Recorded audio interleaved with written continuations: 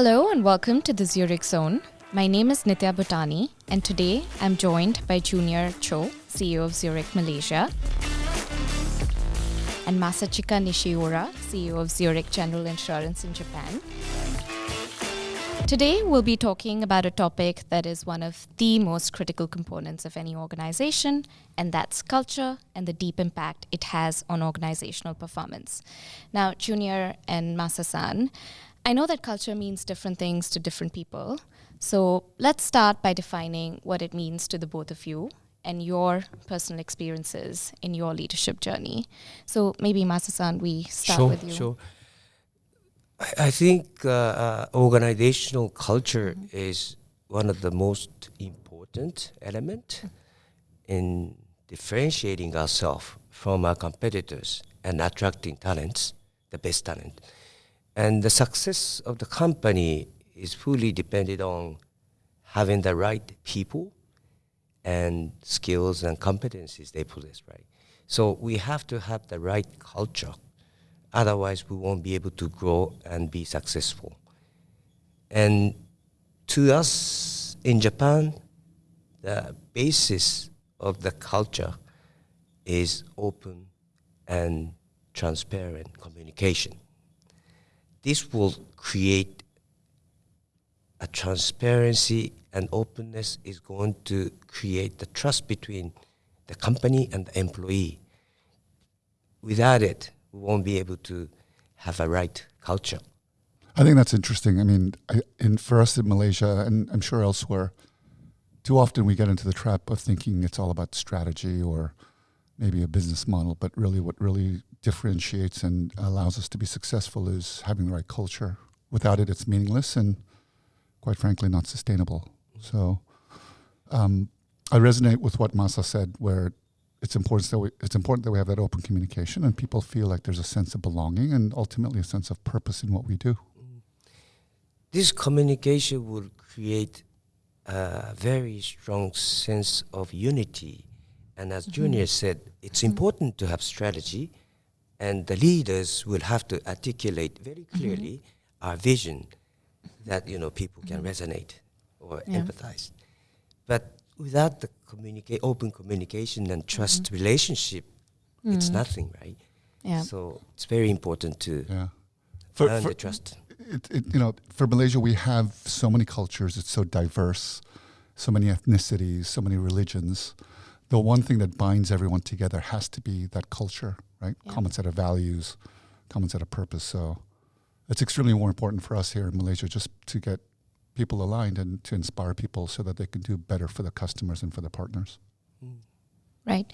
And as you kind of strive to build this culture that one attracts relevant talent and attracts the right talent, right? And you kind of try to bring everyone together to a common set of values. What are some of the challenges that you're facing in today's environment? In Japan, it's probably the cultural thing, but people are not so openly talk about their companies to their friends or family members or whatever, right?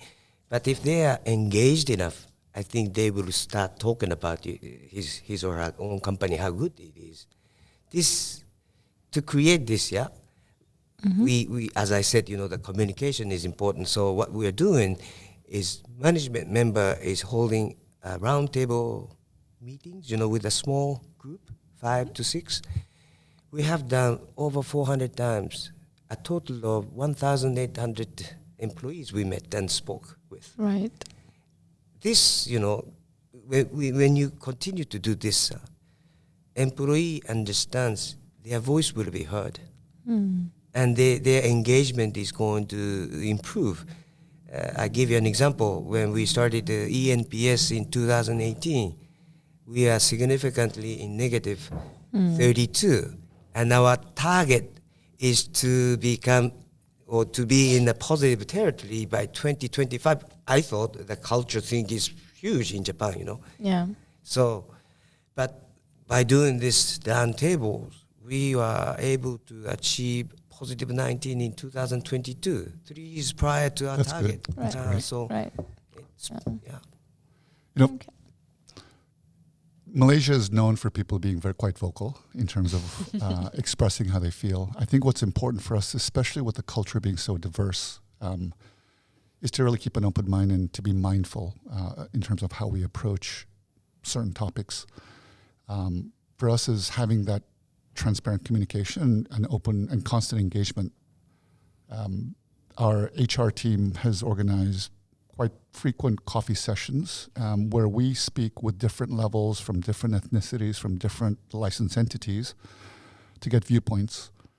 And I think the important thing is that people don't have a sense of openness where they don't feel like they're being judged, and they can speak openly in terms of what they think is important, not just for themselves, but also for the company and what we should be doing. And I think that's extremely important so that they feel that they're actively contributing something that's greater. Right. And as you kind of drive these shifts and you continue to drive them, what are some of the challenges that you might be facing in today's hybrid environment? Right? Many people like to work remotely or come in a few times a week. And I know it's not a black or white topic. And, we're still kind of learning how to work together productively in a hybrid environment. So how's that journey coming along? So it's something that we're still working on, to be honest. If you reflect back during the COVID period, people said office is dead. This is a new way of working. You look back now and many are questioning whether you're still able to drive productivity. I think that we need to be able to trust our employees and balance it, but we need to recognize that the office setting has a certain function that I think is useful. I don't know about you guys, but when I was starting off my career, I wanted to make an impact. I wanted to be engaging with my managers. I wanted to, show how good I am and be part of this culture. And when you are fully hybrid, it's hard to kind of maintain that environment. And we saw in our EMPS scores that the people who were with us for the first 2 years, the engagement scores were much lower. They didn't feel like they had a sense of belonging. So the key is to find that balance, still preserving the independence and support for the employees, but making sure that they're all aligned to that kind of one sense of culture, one sense of purpose. And I think for us, the last reflection is that the way we used to approach culture, which was office-centric in today's environment, no longer applies. So we need to rethink the way of how we continue to promote a sense of belonging for all. I totally agree with Julian. It's all about the balance, right? Some people can perform even better working from home. Some people can't. And some people wants to go to office. Some people wants to stay home, right? We have to provide flexible way of working. This is also important factor now to differentiate ourselves from competitors. And people, so I would say, depending on the role, like call center staff or claim handler, they tend to come to the office. But, there are jobs, you can do at home. And that does really attract good talent. So, Masa, how do you balance? So our struggle is they love working from home. They save their 2-hour commutes, but they say that they're working longer hours. They're hard to cut it off. How do you find that balance? Because our struggle is people feel that they're mentally tired. So sometimes we have to enforce it. But is there something that you're doing in your market that's helpful? Yes, that's very important. People tend to work longer hours from home. So we're looking at the overtime trend. Our HR is reporting to each and every business head and function head what are the trend of overtime. If it is going up, there's something wrong with it, right? So rather than company telling each individuals how they should work, I completely empower that to managers. You work out the best, what's best for your team. Yeah, that's an extremely important point. For us, it's also leader-led. The leaders decide what is important, so there's flexibility.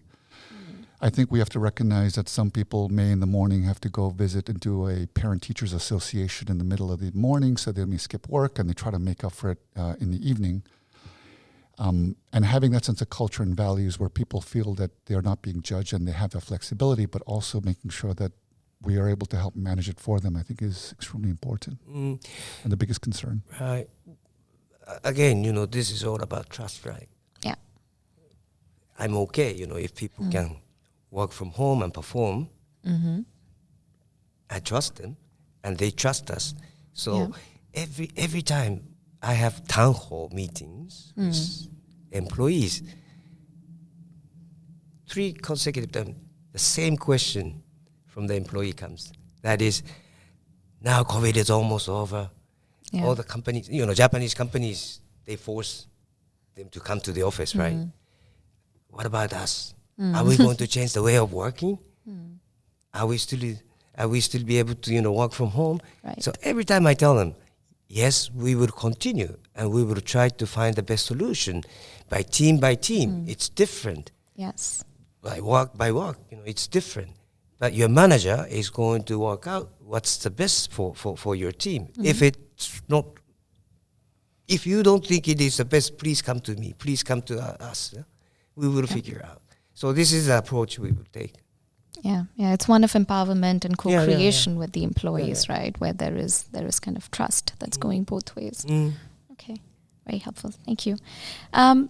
The other thing I think, Junior, you touched upon was around the topic of diversity.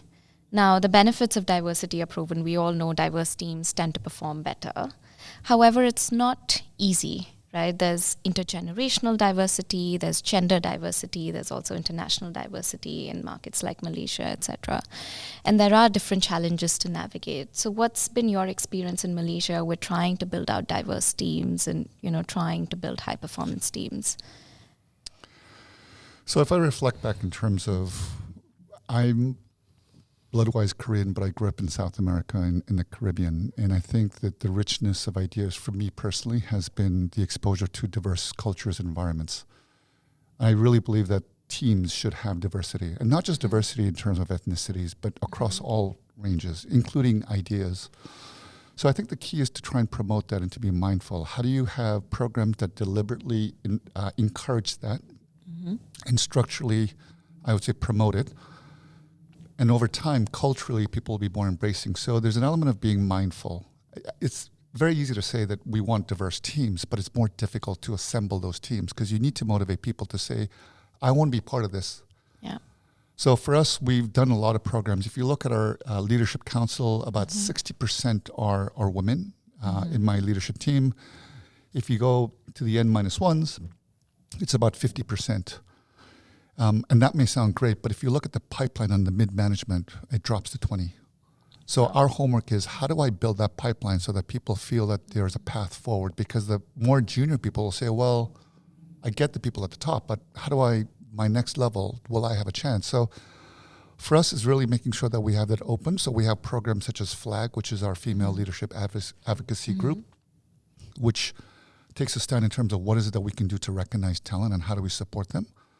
But I think leaders need to take an active stance in terms of driving engagement when you do your succession planning, asking the questions of why do we not have balance? And I think that is what all leaders need to do, and that has to be part of the culture where we are actively looking and mindfully aware of our responsibilities. Yeah. We have a challenge in diversity, particularly gender diversity. Japanese society is not like Malaysia. We don't have very variety of cultures, right? But gender diversity is very, very difficult because the unconscious bias that men and women has toward women working. So we only have 20% female in our leadership team. And when you look at the other senior managers, it's 17%. So we have a huge, huge challenge. Our midterm goal is to achieve over 30% by 2025. But as Junior said, we have to have the pipeline. Yes. Right. I don't want to depend on external hire. Of course, if there are good female talent, we would hire, but we want to build and develop the pipeline. This is important. Yes. And we have to educate our employees. In Japanese society, there are still many people think, women should stay home and take care of kids, do house, things. But it's equal, man and woman, husband and wife, they would have to together, tackle that and give an opportunity for women. So if we have a good female talent and we tell her, okay, we want to promote you to a senior manager. And she said, no, thank you, no, thank you, no, thank you. I am okay with where I am. I have to take care of my kids and do this and do that. So I am fine with this. But no. Company will support you. There will be lots of rules. We will create to have equal opportunity. So this is the biggest challenge for Japan, and we don't have a very good pipeline at the moment. So this is something we will have to work very hard. Yeah, I think the topics you talked about, even the hybrid and the flexible working environment, while we look at it singularly for just all employees, it becomes particularly relevant for the females or the women that are mothers that need to go home, right? I mean, let's be honest. If in some cultures, the male will have a more predominant role in terms of going and working, and the women would have to give in to flexibility. And I think we as a culture need to ensure that there are multi-dimensions to a lot of the benefits that we provide to our staff.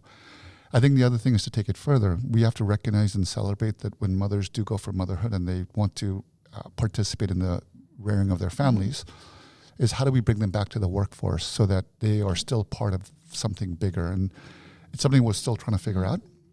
But I think these are the kind of the next ideas that we should be promulgating and supporting in order to support women at the senior leadership positions. Yeah, and I think to what you said, right, having that flexibility is important, not just for women, but also men who can then go home and support their wives while they're working too, right? So it kind of works for the whole ecosystem. Which in Malaysia, we gave the paternity for fathers, I think up to 5 months. We changed the rules. So many were extremely excited, and I think they're thinking about having more babies. Yeah, also promoting. We're also promoting paternity leave, and there are people, young people starting to take paternity leave. But Masa, going back to what you were talking about, right, about coaching women and kind of creating that very supportive environment, right, to have them step up and to go into leadership positions. What else do you think needs to change? If you look at the entire value chain to enable that to happen. Particularly for the female, we have a female talent program. We select, female talent, and they would have a 12-month development course. That is very important. And also, I always tell our employees, so during this roundtable meeting we have, we meet with very junior people, and I always tell them, think about your career. You are the CEO of your career. And if you don't have any idea, talk to your boss, right? And the boss will have to be a role model. One of the things I am trying to do is we have very few female leader, but I won't have to go to all the people, all the office location and tell people how did she get to this level. What was her experience? What was she thinking when she was at their level? This is very important. And they look at the lady, wow, she started from call center operator and now in that position. How did it happen? But it will happen, right? If you have a willingness to be strong and right. So this is very important to show the role model. There is a possibility. It's not a dream, It's something you can easily achieve if you are willing to, contribute, or if you put yourself into that position. The role of inspirational role models is really important, right? Any personal experiences you want to share as you were kind of, going through your leadership journey of who inspired you in the roles? So it depends. I think quite a bit of mentors as well as people who've inspired me, different stages of my career. So I graduated with a degree in mechanical engineering. Thought I was going to go build cars or do ships for NASA. But I took a detour into consulting, and that ultimately went from, and my first job was doing programming, coding. And I worked in IT. Probably not believable that I'm in the role I am today, but a lot of it was just the belief that I'm able to do more, that the sense that aptitude is not as important as attitude, making sure that I have that sense of confidence and guidance. So there's a lot of mentors that have taught me that it's extremely important that you have and get good guidance and good support, and you have someone you can talk to. And I think what's important for me is making sure that not just myself, but the management team is able to support the next generation leaders, whether they're currently in that path or whether we feel that there are opportunities for talent that's out there that they themselves have not realized. So I think the leadership journey is extremely a long one and one that has to be patient. But I think what's extremely invigorating and important is that you have someone you can rely on. I think Masa talked about having examples where people can look up to. I think is a great one. But also someone you can pick up the phone and call. And for women, it doesn't have to be a female leader. It could be a male leader, but a male leader that is able to help contribute and give really good support and advice. Yeah. I think so. I also studied computer science, and my first career was programmer, so similar to journeys. But yes, I always tell young people, employees, that you go out and meet people, you build your network. That will eventually help you to build your career. You of course talk to people in the office, colleagues, managers. But go outside of the company, and you build the network. This is going to help a lot in 5-10 years later. So I promote them to go out for drinking or whatever.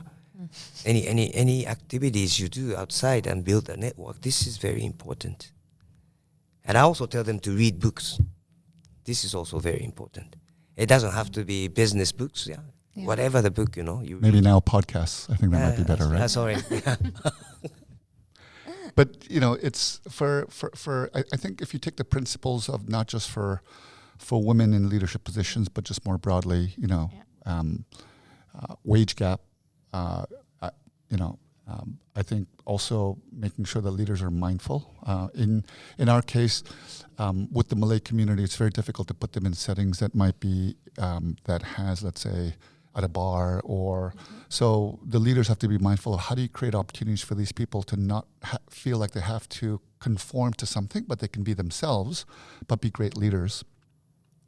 We have one female leader who is currently appointed representative for one of our licensed entities, and she would be the first female leadership leader in a takaful industry, and we're extremely proud of that. She's a little bit nervous about taking the role, but her attitude and her passion is just fantastic. And I think these are the things where we need to identify and support and nurture. Yeah.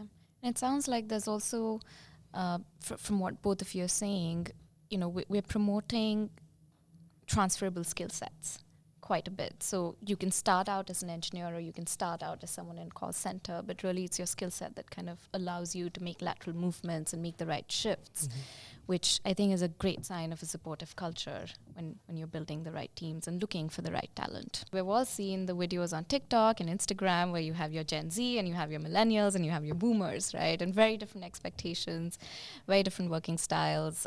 What's been the experience in your teams? I don't have a TikTok account, or at least I would never admit it. Masa, I don't know if I think I've seen yours. Look, it's funny. If you look at the most recent political elections, one of the political parties made tremendous progress because they released TikTok videos and they appealed to the youth.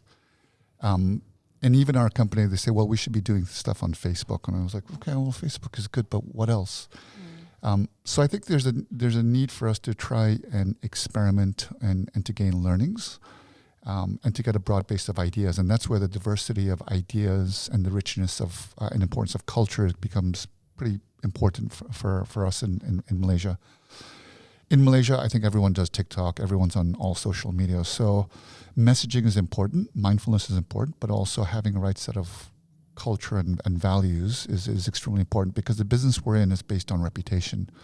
If you're seen as an insurer that does not stand up for something, whether it's climate change, sustainability, or standing up for the customer, these things have severe repercussions. So for us, it's a work in progress, but something that we are heavily invested in.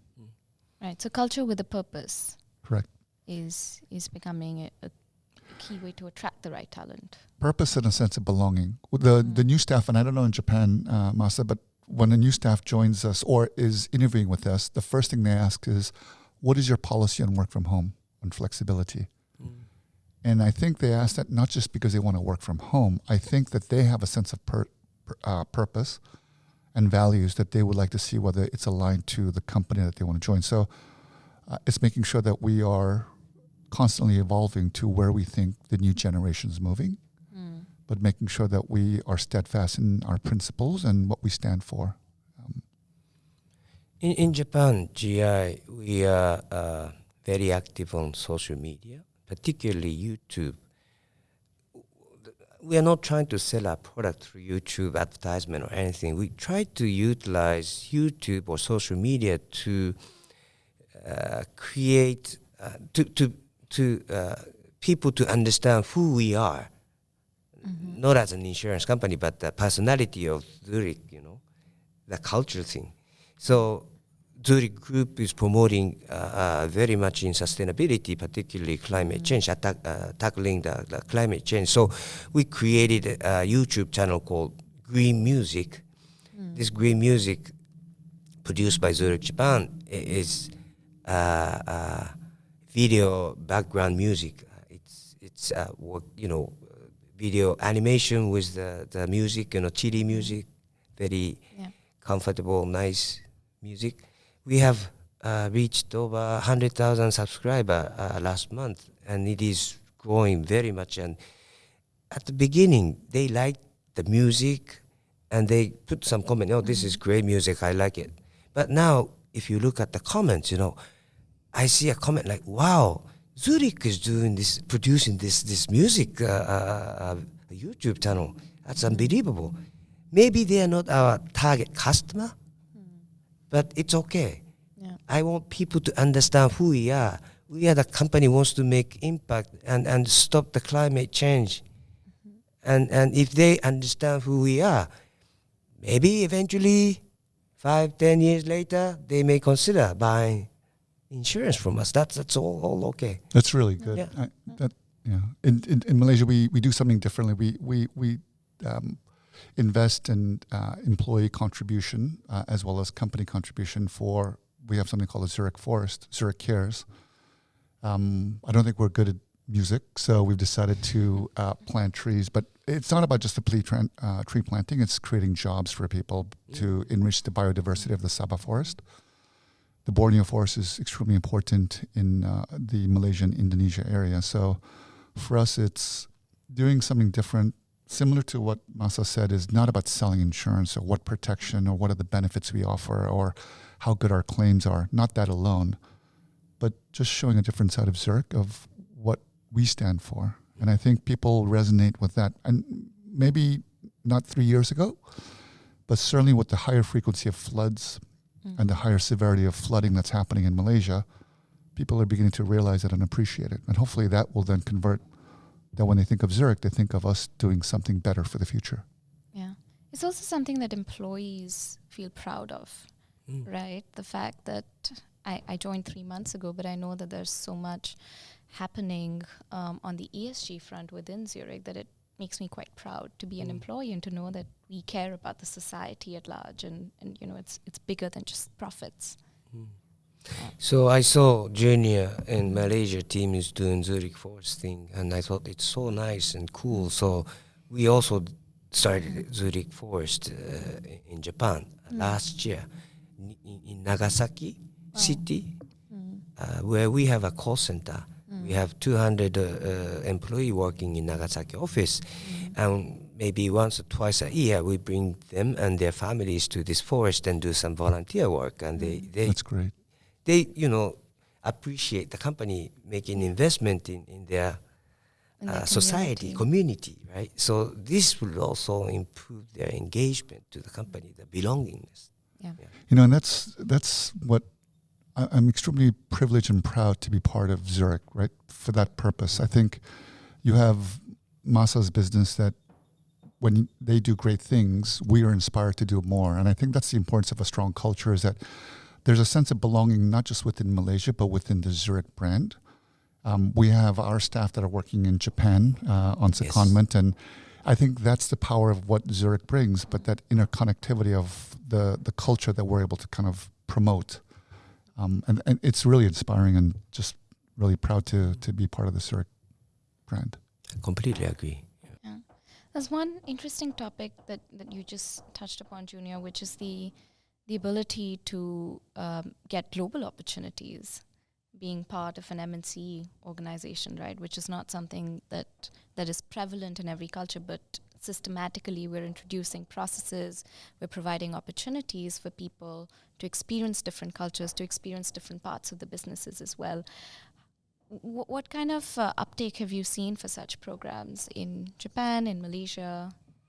There's quite of interest. Mobility is high, especially with the Generation Alpha or the Gen Z. There's a lot of interest in terms of mobility. You know, the digital nomad also is a very hot topic for the freelancers. So for us, Zurich has been doing it for the longest time I know. We have talent in Singapore, we have it in Japan, we have it in Indonesia. So I think that cross-border transition is extremely important, not just for BUs to learn from other BUs, but for employees to feel that, wow, this is a great place to work. For an employee that comes from Japan that works in Malaysia is fantastic, because then we're able to learn and gain a different perspective that we may not have had within just Malaysia alone. So we actively promote it, and it's not just myself within Malaysia, but all the CEOs were quite open to helping to support and promote that process. I think, so I always tell our staff, you should take advantage of working for global insurance company. You have so many opportunities outside of Japan. If you want to get it, you can get it. And, as Junior said, all the CEOs are very collaborative. Yeah? They support that people, develop themselves outside of their own countries. One thing I want to say, leaders would have to serve as an evangelist of the culture. And I think I am an evangelist. I want to foster a sense of unity. Yeah, open and transparent communication. But me alone can do so much. So as a CEO, I will have to develop more evangelists in the company. And this is going to make the company very strong and very successful. So this is something I am really, really believing in. And I'm sure your journey is the same. I agree with you, Masa. The position that we're in people say you need to lead, but quite frankly, leading is probably not as important as more in terms of setting the right tone and supporting next generation leaders, because it's without them, we're not able to do the great work that we do. So I resonate with the fact that we should be evangelists, but also ensure that it's not about one person, it's about more in terms of the team that's in place. And once you get the culture right, there's no stopping in terms of what more we can do. Well, thank you, Masa-san. Thank you, Junior. I think that's very well put. It's about being an evangelist, but also creating more evangelists, ensuring there's enough empowerment in our culture, there's enough flexibility to ensure that we're creating the right spirit and the right environment. It's been great having Junior Cho, our CEO from Zurich, Malaysia, as well as Masachika Nishiura, our CEO from Japan, GI. And thank you very much for joining this conversation.